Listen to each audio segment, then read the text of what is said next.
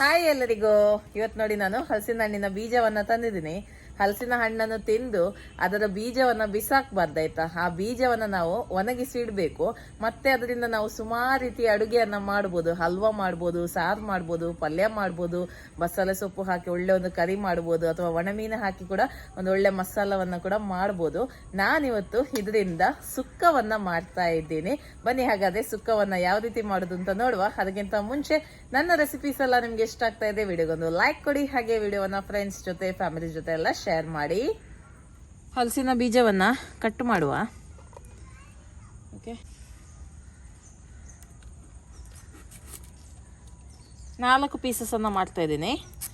ಕೆಲವರು ಜಜ್ಜಿ ಕೊಂಡು ಕೂಡ ಹಾಕ್ತಾರೆ, ಹಾಗೆ ಸಹ ನೀವು ತಗೊಳ್ಬೋದು. ನಿಮಗೆ ಹೇಗೆ ಅನುಕೂಲ ಆಗ್ತದೆ ಆ ರೀತಿ ನೀವು ಮಾಡಿದರೆ ಆಯಿತು. ಇದನ್ನು ಈ ಥರ ಕಟ್ ಮಾಡಿ ಮತ್ತೆ ಇದರ ಸಿಪ್ಪೆಯನ್ನು ನಾವು ಸುಲಭದಲ್ಲಿ ತೆಗಿಬೋದು. ಓಕೆ, ಈ ಥರ ನೋಡಿ.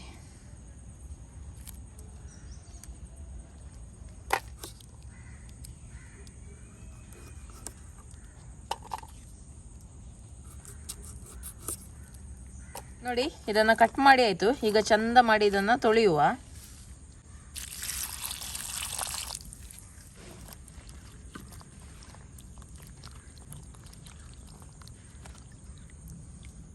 ಸ್ವಲ್ಪ ತೆಂಗಿನೆಣ್ಣೆ, 8 ಬ್ಯಾಡಗೆ ಮೆಣಸು, 4 ಗೆಡ್ಡ ಮೆಣಸು.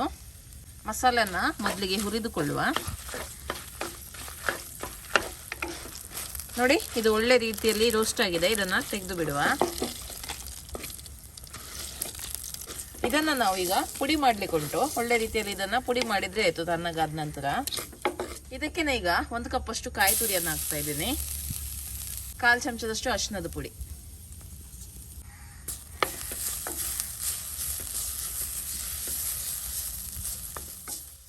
ನೋಡಿ, ಇದು ಒಳ್ಳೆ ರೀತಿಯಲ್ಲಿ ರೋಸ್ಟ್ ಆಗಿದೆ. ಇದನ್ನ ತೆಗೆದಿಡುವ. ಸ್ವಲ್ಪ ತೆಂಗಿನೆಣ್ಣೆ,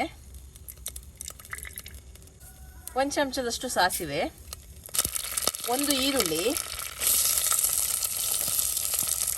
ಸ್ವಲ್ಪ ಕರಿಬೇವಿನ ಸೊಪ್ಪು,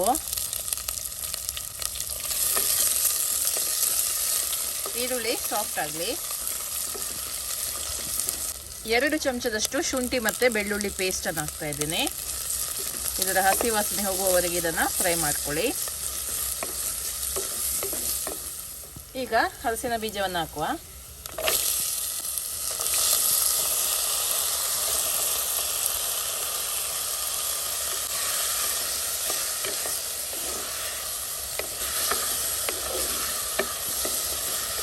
ಸ್ವಲ್ಪ ನೀರನ್ನು ಹಾಕಿ ಇದನ್ನು ಬೇಯಿಸಬೇಕು.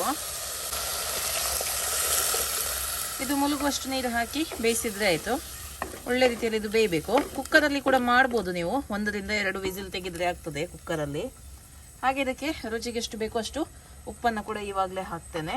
ಹಾಗೆ ಒಂದು ಚಿಕ್ಕ ತುಂಡು ಹುಳಿಯನ್ನು ಹಾಕ್ತೇನೆ, ಆಯಿತಾ. ಓಕೆ, ಇನ್ನಿದು ಒಳ್ಳೆ ರೀತಿಯಲ್ಲಿ ಬೇಯಲಿ. ನೋಡಿ, ಹಲಸಿನ ಬೀಜ ಎಲ್ಲ ಒಳ್ಳೆ ರೀತಿಯಲ್ಲಿ ಬೆಂದಿದೆ. ಈಗ ಇದಕ್ಕೆ ಪುಡಿ ಮಾಡಿರುವಂಥ ಮಸಾಲೆಯನ್ನು ಹಾಕುವ.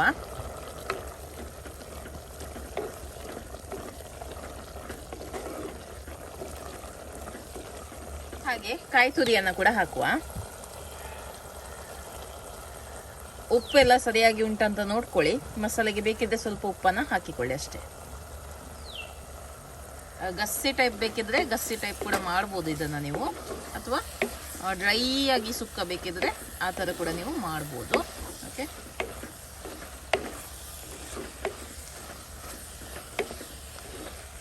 ಓಕೆ ನೋಡಿ, ರುಚಿಯಾದ ಹಲಸಿನ ಬೀಜದ ಸುಕ್ಕ ರೆಡಿಯಾಗಿದೆ. ಇನ್ನು ಇದನ್ನು ಸರ್ವ್ ಮಾಡುವ. ವಾವ್, ಎಷ್ಟೊಂದು ಚೆನ್ನಾಗಿದೆ ನೋಡಿ.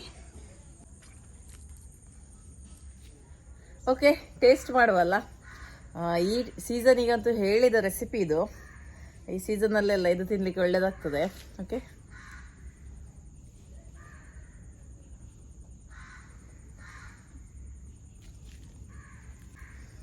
ತುಂಬ ಚೆನ್ನಾಗಾಗಿದೆ. ಹಲಸಿನ ಬೀಜ ಅಂತೂ ತುಂಬ ಚೆನ್ನಾಗಿದೆ. ಅದು ಒಳ್ಳೆ ರೀತಿಯಲ್ಲಿ ಬೇಯಬೇಕು, ಆವಾಗ ಮಾತ್ರ ನಿಮಗೆ ಆ ಟೇಸ್ಟ್ ಬರೋದು. ಭಾರಿ ಟೇಸ್ಟ್ ಉಂಟು ಹಲಸಿನ ಬೀಜ. ಬೇಕಿದ್ರೆ ಇದಕ್ಕೆ ನೀವು ಬೆಲ್ಲ ಹಾಕ್ಬೋದು. ಸ್ವಲ್ಪ ಸ್ವೀಟ್ ಇಷ್ಟ ಆದರೆ ನೀವು ಹಾಕ್ಬೋದು. ನಾನು ಅದನ್ನೆಲ್ಲ ಹಾಕೋದಿಲ್ಲ, ನನಗೆ ಸ್ಪೈಸಿನೇ ಇಷ್ಟ. ಓಕೆ, ಇವತ್ತಿನ ಈ ರೆಸಿಪಿ ನೀವು ಖಂಡಿತವಾಗ್ಲೂ ಮನೆಯಲ್ಲಿ ಟ್ರೈ ಮಾಡಿ ಮತ್ತೆ ನಿಮ್ಮ ಅಭಿಪ್ರಾಯವನ್ನು ನನಗೆ ತಿಳಿಸಿ. ಓಕೆ, ಬಾಯ್.